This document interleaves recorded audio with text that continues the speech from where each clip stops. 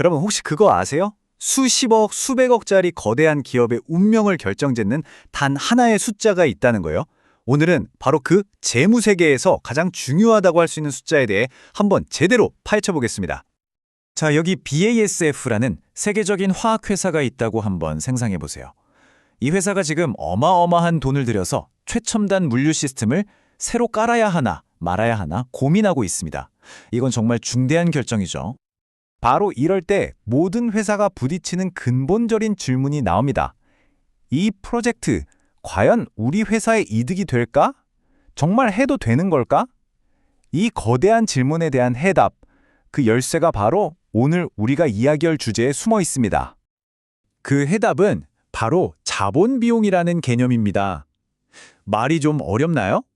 아주 쉽게 말해서 회사가 투자자들을 실망시키지 않으려면 최소한 이 정도는 벌어야 한다 하는 그 최소 수익률을 뜻해요. 일종의 자본의 가격인 셈이죠. 이걸 더 쉽게 이해하려면 우리 육상 경기에서 선수들이 넘어야 하는 허들 있잖아요. 그걸 떠올리시면 딱 맞습니다. 어떤 프로젝트가 성공하려면 예상되는 수익률이 이 허들을 반드시 넘어야만 하는 거죠. 그래서 이 자본 비용을 허들 수익률이라고 부르기도 해요.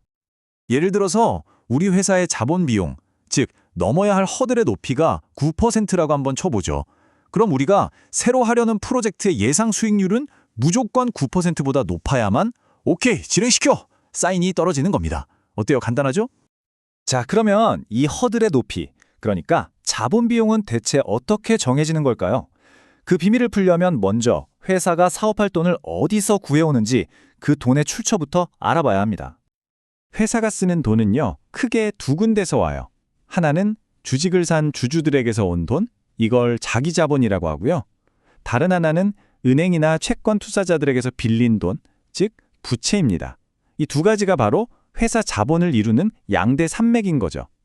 그럼 먼저 자기 자본, 그러니까 주주들의 돈부터 한번 볼까요?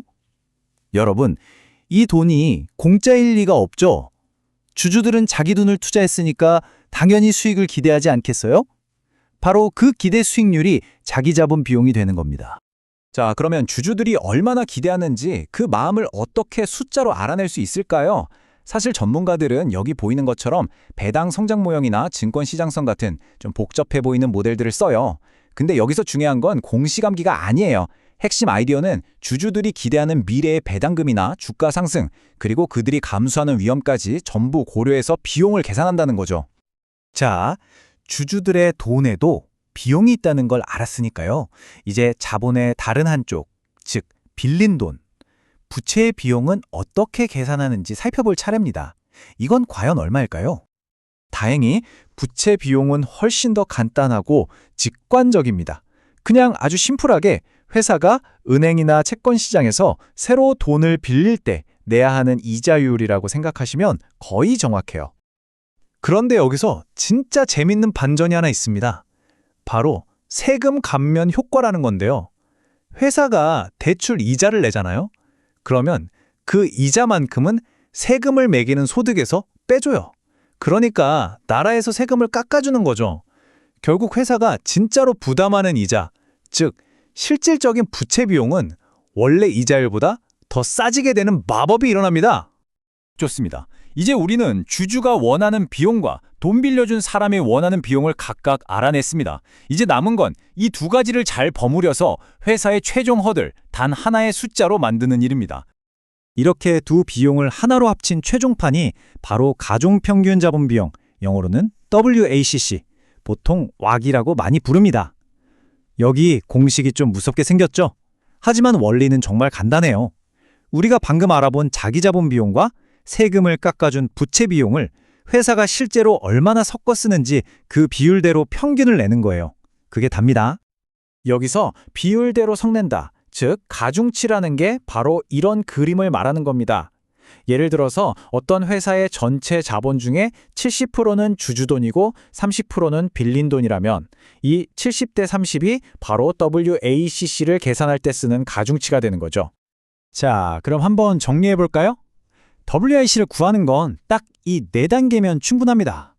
첫째, 주주 비용 구하고, 둘째, 세금 혜택 받은 부채 비용 구하고, 셋째, 둘의 비중을 확인한 다음에, 넷째, 이걸 섞어서 평균 내면 끝. 어때요? 생각보다 훨씬 논리적이지 않나요? 자, 드디어 모든 퍼즐 조각이 맞춰졌습니다. 이제 이 WACC라는 강력한 무기를 들고 우리가 맨 처음에 던졌던 질문으로 다시 돌아가 보죠. 이 프로젝트 과연 해야 할까? 자, 드디어 우리 회사의 최종 허들 WACC가 9%라고 딱 계산이 됐다고 칩시다. 이제부터 결정은 식은 죽 먹기죠. 새로운 물류 시스템 프로젝트 예상 수익률이 12%네요. 우리 허들 9%보다 높으니까 이건 무조건 고! 하는 겁니다. 반면에 공장 설비 개선은 8%. 아, 이건 허들을 못 넘네요. 하면 오히려 손해니까 당연히 거부해야죠. 이렇게 주먹구구식 감이 아니라 정확한 숫자로 의사결정을 내릴 수 있게 되는 겁니다. 네, 바로 이겁니다, 여러분. 어떤 프로젝트가 회사의 WAC, 즉 자본 조달 비용보다 더 높은 수익을 낼 수만 있다면 그 프로젝트는 우리 회사와 주주 모두에게 새로운 가치를 만들어주는 아주 훌륭한 투자가 되는 겁니다. 맨 처음에 봤던 BASF의 그 거대한 결정도 결국 이 9% 같은 숫자 하나로 그 운명이 갈렸을 겁니다. 오늘 이야기 핵심만 다시 짚어볼까요? 자본 비용은 회사가 넘어야 할 최소한의 수익률, 즉 허들이라는 거. 그리고 이 허들은 주주가 원하는 것과 빌려준 사람이 원하는 것을 잘 섞어서 만든 가중평균 자본 비용, WACC로 결정된다는 것. 결국 이 WACC가 모든 새로운 투자의 성패를 가르는 최종 관문인 셈이죠. 자, 그런데 마지막으로 이런 질문을 한번 던져보고 싶어요. 만약 회사가 평소에 하던 사업이랑 전혀 다르게 아주 위험천만한 신사업에 도전한다면 어떨까요? 그래도 과연 똑같은 9%짜리 허들을 들이대는 게 맞을까요? 위험이 다르다면 넘어야 할 허들의 높이도 당연히 달라져야 하는 거 아닐까요? 이 질문에 대한 답을 찾는 순간 여러분은 재무의 훨씬 더 깊은 세계로 들어가게 될 겁니다.